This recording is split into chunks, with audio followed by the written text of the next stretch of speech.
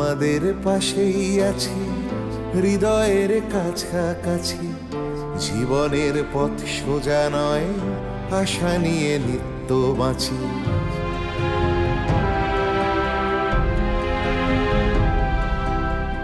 শিক্ষা ছড়িয়ে পড়ুক ভেদাভেদ শূন্য করে, এ বেলা নাই বা জুটুক, ও বেলা জুটতে পারে। বিপ্লব আসছে দেখো নারী, তুমি পিছিয়ে জানি। জ্বলে ওঠো নিজের আলোয়, মুছে দাও দুঃখ গ্লানি। এভাবে আর থেকো না হাহাকার জড়িয়ে বুকে। আমি হাত বাড়িয়ে আছি, সাড়া দাও আমার ডাকে। আমি হাত বাড়িয়ে আছি, সাড়া দাও আমার ডাকে।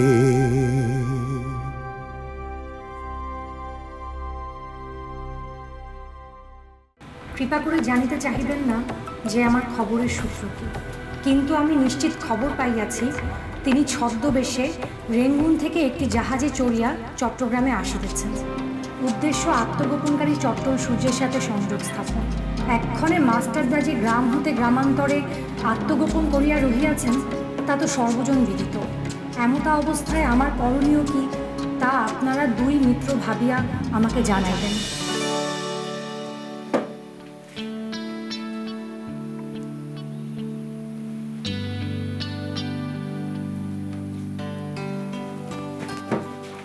কথা আমার রাখছিলেন?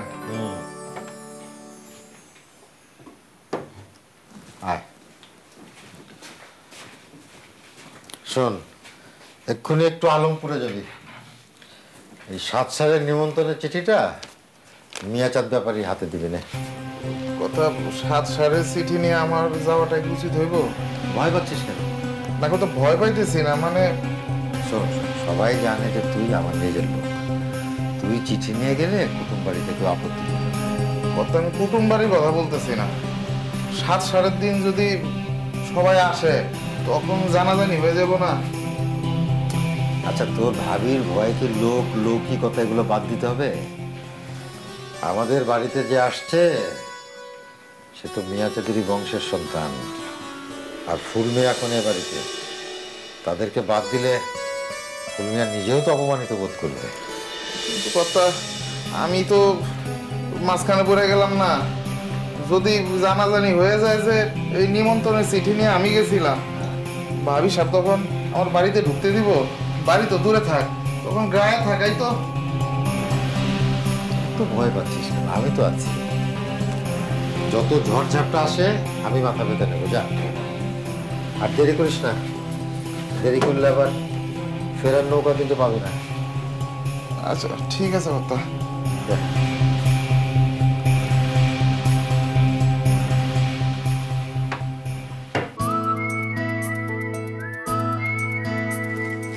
কি মনে হচ্ছে সুলতান ভাই, সদাটা করে লাভ হলো না লোকসান? আমি তো কখনো আগে সোনার উপর জিনিস কিনিনি, দেখে তো মনে হলো সে একটা ঠিক দামই নিয়েছে। কিন্তু ওই লোকটা না বড্ড একগুঁয়ে। এত করে বললাম ওই প্রজাপতিটা দিতে। কোনটা? আরে ওই যে যেটা চোখের উপর লাল পাথর বসানো ছিল। পছন্দ যখন হয়েছে তখন না হয় একটু বেশি দাম দিয়ে কিনতে। কি যে বলো সুলতান ভাই, সোনার জিনিসের দামে 19-20 হলে কত তফাতে দেখলে তো।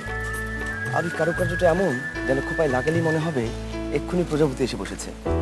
তাই তো দামটা তো দেড়া চাইল। তুমি তো আর রোজ রোজ বউকে কিনে দেবে না, তাই না? দিতেই না হয় একটা কষ্ট সৃষ্টি করে। দিতে কি আর স্বাদ হয়নি? কিন্তু স্বাদ আছে, সাধ্য নেই যে। এখনো তো মুক্তারিতে ঢুকিনি। যেটুকু হাত খরচের টাকা ছিল ওটা দিয়েই তো সোনার প্রজাপতিটা কিনলাম। আমাকে কাটলে এখন একটি পয়সাও বের হবে না। আচ্ছা, তোমার অবস্থা তো আমার মতো না। তুমি কেন রূপোর মল কিনলে? সোনার মল? রাজা বাচ্চার ঘরে হইতে বা পড়ে। বাদ দাও তো, রূপ হলে কি হবে? মলটা কত ভারী দেখেছো? তা বটে। ভাবি এর উপর মল পরে ঘুরবে আর তুমি তা কান পেতে শুনবে না।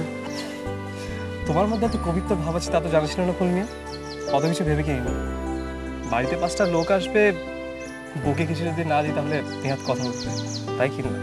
তবে তোমার পরামর্শে ওই যে সুগন্ধিটা কিনলাম না, ইয়ার্ডলে। হ্যাঁ ইয়ার্ডলে, খাসা জিনিস।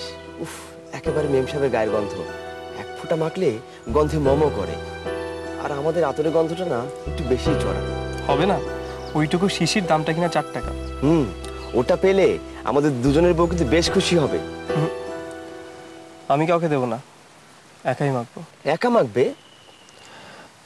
তোমাকে নিয়ে আর পারা গেল না ভূমিয়া। আরে মিয়া নতুন বউ, তাই বলতে এত কথা। 2 বাচ্চার মা হয়ে গেলে তো আর এত কথা বলবো না। আমিও তো দিন রাত বউ বউ করি না। তাছাড়া অনেক দেরি হয়ে গেছে, চলো সবাই অপেক্ষা করছে। হ্যাঁ চলো চলো চলো।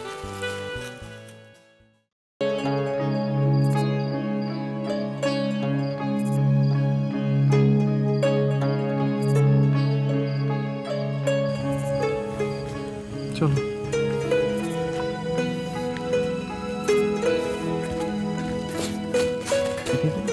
ওরে আমার মানিক জোড়া,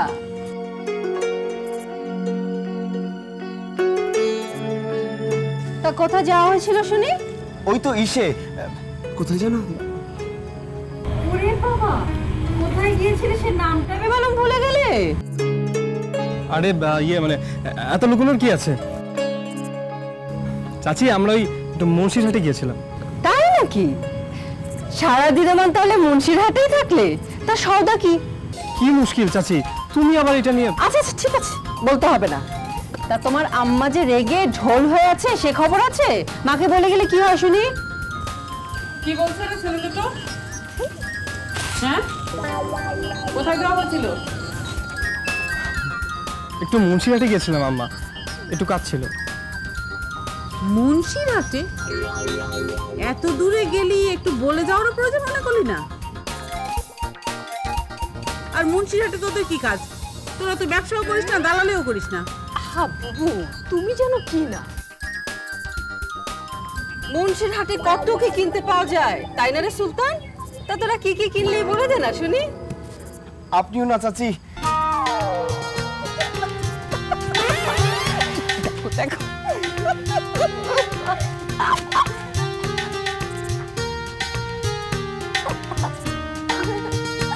তুমি তো হাসছো না, দেখছো না বড়দের কথা হচ্ছে, সবকিছুতে হাসি, তাই না?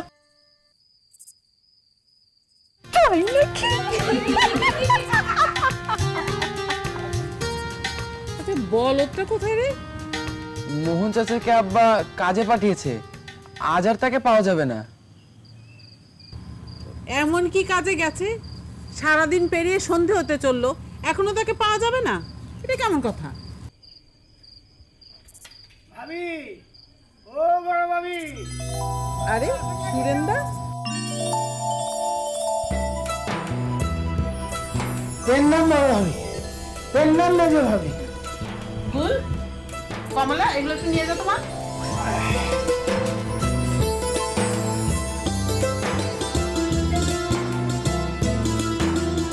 খবর কি সব?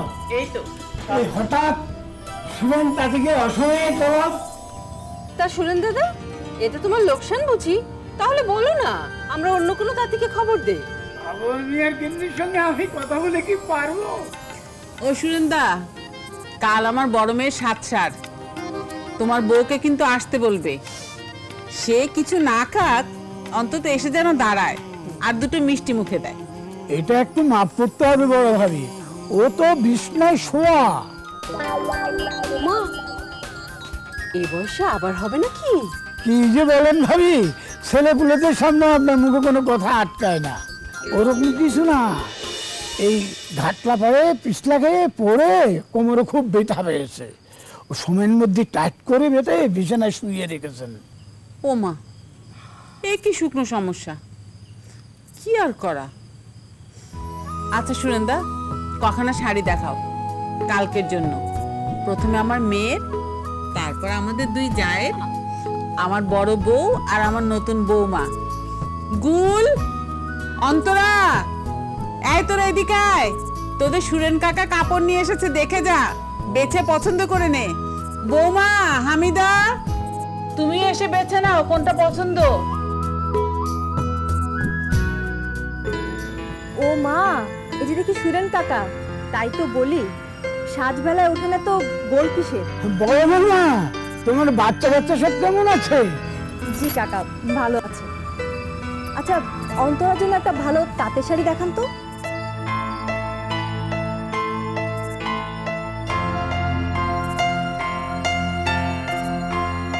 সবার জন্যই বাঁচতে হবে।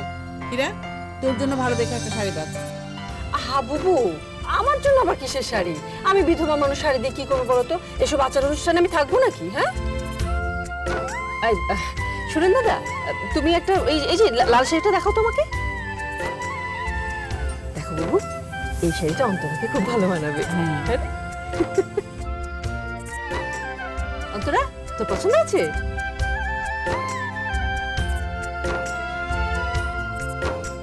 সুলতানের বউয়ের জন্য আমি একটা শাড়ি দিই, এই নেই। দেখো তো বাবু, এটাও কিন্তু বেশ না রংটা? ও মা, এটা জাপানি জর্জেট। ঢাকার মার্কেটে কবে উঠেছে? ঢাকায় যা আজকে উঠে আমাদের গাঁয়ে আসতে আসতে তা বছর পেরিয়ে যায়। তোমরা ঢাকার বাসিন্দা, তোমাদের ব্যাপার স্যাপারই আলাদা। তা হোক, এর মধ্যে সবচেয়ে দামিটা আমাকে দিন। দাম দিয়ে কি হবে? পছন্দটাই হলো আসল। দামই তো জগৎ চালায় কাকা, সবচেয়ে দামিটা। খুব মানাবে না গুল? শাড়িটা পছন্দ?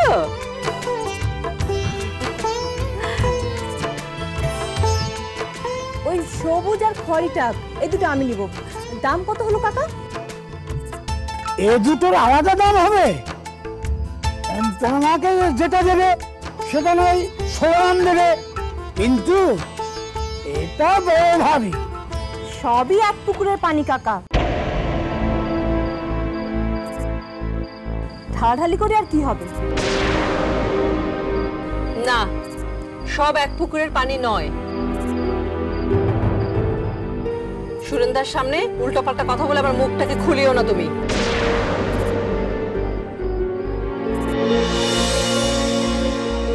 সুরন্দা, বড় বউ যখন তোমাকে ডেকেছে, যে যেটা পছন্দ করে দিয়ে দাও। টাকাটা আমি দেবো, 700টা যাক, কদিন বাদে এসে টাকাটা নিয়ে যাও। আচ্ছা ঠিক আছে।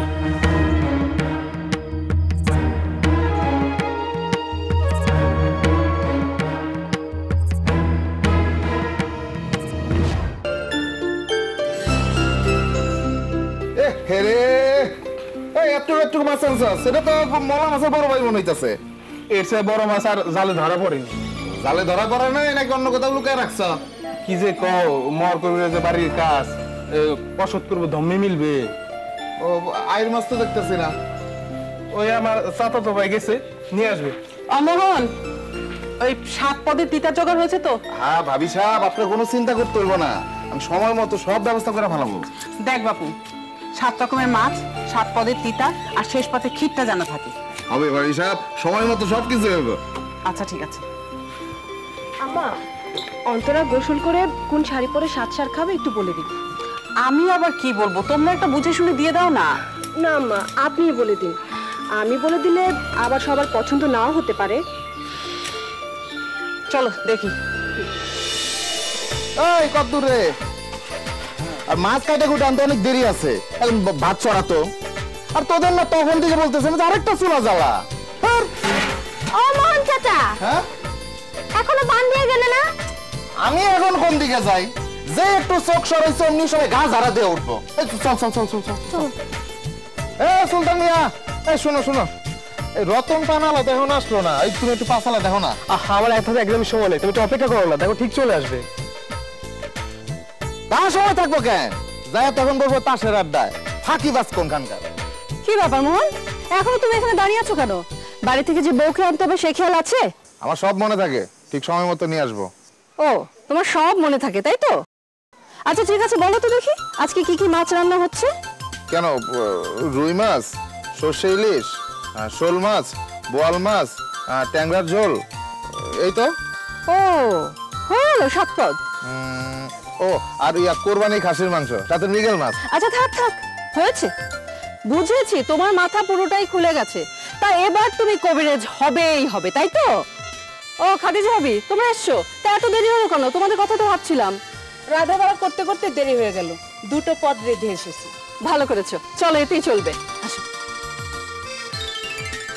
চাচা পানে কি হলো? ওহো, একবার ভুলে গেছি, দেখলি? ও চাচা, জ্যাঠা কোথায়? ওই মাঠের দিকে গেছে। কেন? আমি কেমন ছিঁড়েছি? কেমন লাগছে? খুব সুন্দর দেখাচ্ছে, একবার রাজপুত্র। এখন একটা পঙ্কিরাজ ঘোড়া হলেই 16 আনা পূর্ণ। আমিও সাজব। আম্মা বলেছে আমাকেও সাজিয়ে দিবে।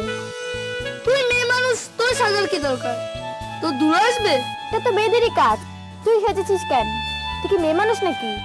চাচা, আমাদের জন্য যেন একটা আস্ত কাতল মাছের মুড়ো থাকে। চাচা, রান্না বান্নার কি খবর? হচ্ছে, একটু তো সময় লাগবেই। বাহ, তোমাকে তো আজকে খুব সুন্দর লাগতেছে, যেন স্বর্গ থেকে হুর নেমে এসছে। আমি তো কালো চাচা, আমার আবার রূপ। আহা হা হা, কালোই তো জগতের আলো মা। লোকে কি তোমার শুধু এই রংটাই বিচার করবে নাকি? হ্যাঁ, তোমার চাঁদের মতো এত সুন্দর মুখটা দেখবে না? চাচা, একটা কথা বলবো, কাউকে কিন্তু বলবে না। বলে দিলে আমি আর তোমাকে বলবো না। হ্যাঁ, কাউকে বলবো না, বলো বলো। আসলে অনেকদিন ছ্যাঁচড়া খাই না, একটু মাছের তেল কাটা দিয়ে ছ্যাঁচড়া করেন না? হবে হবে হবে, মাছের ছ্যাঁচড়া হবে। শাক বলো, মাছের তেল কাটা বলো, কোনোটারই অভাব নেই। আমার মতামত দেওয়াটা ঠিক না, আমি তো ছোট, কিন্তু তবুও বললাম, কাউকে বলবেন না কিন্তু। হ্যাঁ, বললাম তো কাউকে বলবো না, তুমি নিশ্চিন্ত থাকতে পারো। চাচা, উনি কোথায়? কে? সুলতান? ও তো তাসের আড্ডা গেল। ওহো, আমি আবার এই পানের কথা ভুলে গেছি। আমি আমি আমি চলি। হ্যাঁ, এই চল জ্যাঠাকে খুঁজে আসি।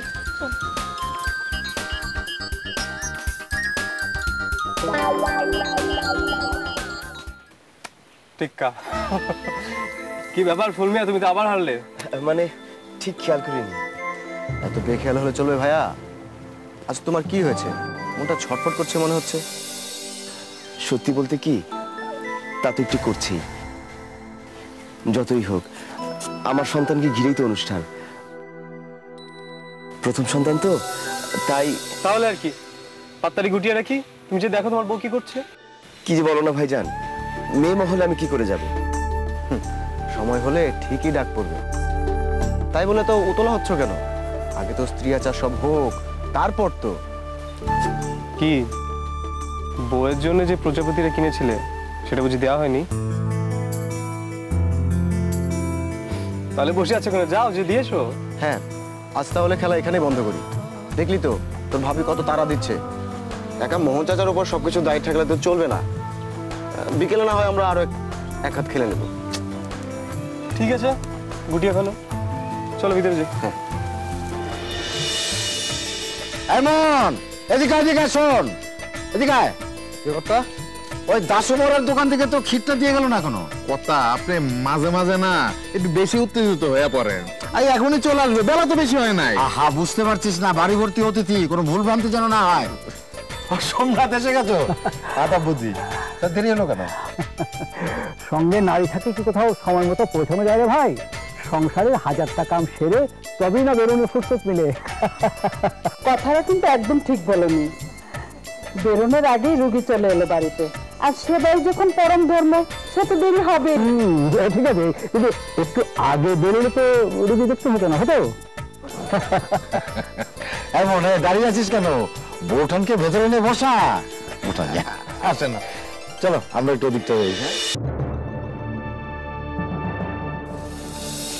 বুঝলে মোহর, ঘিন্নিকে বললাম বটে রোগী, কিন্তু আসলে তো ওরা রোগী ছিল না, ওরা ছিল বেঙ্গল ভলান্টিয়ার্সের বিদ্যুৎ সক্রিয় সদস্য। তাই নাকি?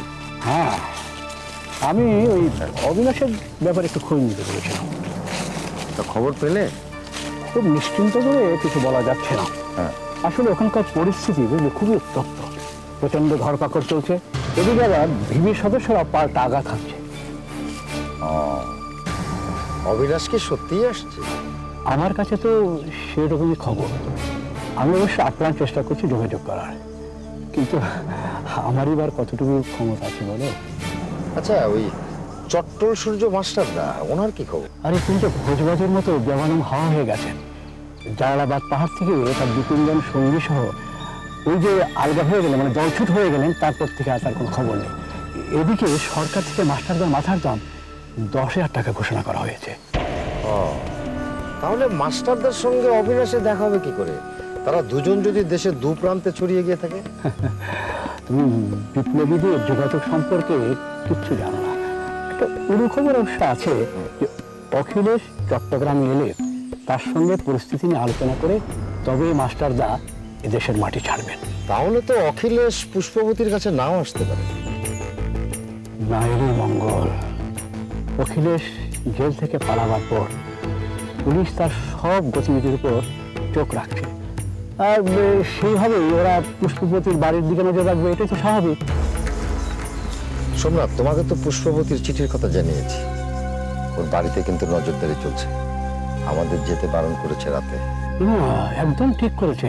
মানে পুষ্পবতীর কাছে কারা কখন আসছে পুলিশ তো সে সম্পর্কে সব নোট করছে, আর রাতে গেলে তো অনেক সমস্যাই হবে। হ্যাঁ, আমিও 7 কাজ ভেবে পুষ্পবতীকে নেমন্তন্ন করিনি, খুব খারাপ লাগছে।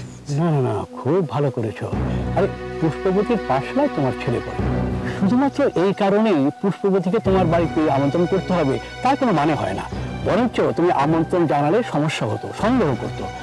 আর তাছাড়া ধরো এটা তো একটা মুসলিম পরিবারের পারিবারিক অনুষ্ঠান, আর যদি ও আসতো তাহলে তো তুমি তাকে খুব একটা সমাদর করতে পারতে না। না কথা আপনার কোনো চিন্তা নাই, সব ব্যবস্থা হয়ে গেছে, ওই ক্ষীর চলে আসছে। যাক, নিশ্চিন্ত হলাম। এই আর কিছু বাকি নেই তো রে?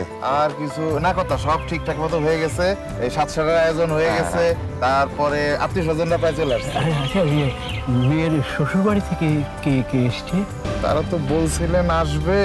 থাম, তুই না বললি যে সবাই এসে গেছে? হ্যাঁ শোন, একটা মিথ্যে কথা বললে 10টা মিথ্যে কথা দিয়ে সেটা ঢাকতে হয়। সোমনাথ আমার বন্ধু, ওর কাছে তুই মিথ্যে কথা বললি কেন? এই তোদের কাছ থেকে এই তোতনরা শেখে না বন্ধু। মোহনকে আমি ওদের বাড়িতে নেমন্তন্ন করতে পাঠিয়েছিলাম, ওরা তাকে দূর দূর করে তাড়িয়ে দিয়েছে। আজ থাক না কথা, থামতে। শোনো তুমি, কি হয়েছে সেখানে? তোমাকে কথা কটা না বলা পর্যন্ত আমার পেটের ভাত হজম হচ্ছে না। সেদিন মোহন যখন ওদের বাড়িতে গেল,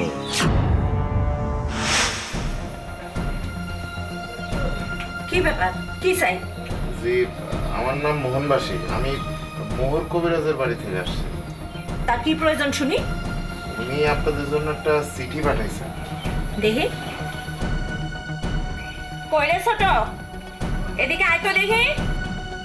কি হয়েছে বুবু? দেখ তো ও বাড়ি থেকে কি লিখে পাঠিয়েছে। লিখে পাঠিয়েছে? দেখ, তাড়াতাড়ি দেখ। দাঁড়াও।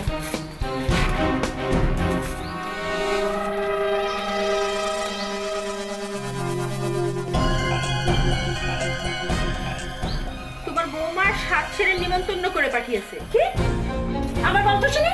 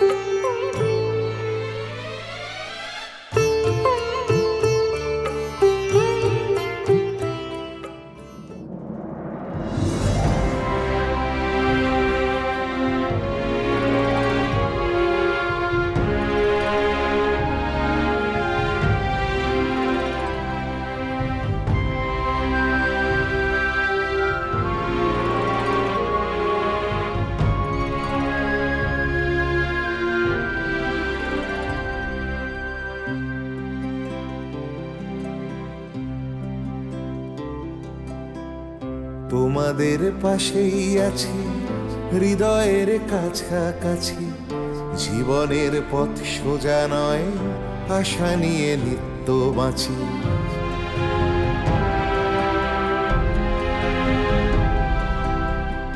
তোমাদের পাশেই আছি, হৃদয়ের কাছাকাছি, জীবনের পথ সোজা নয়, আশা নিয়ে নিত্য বাঁচি।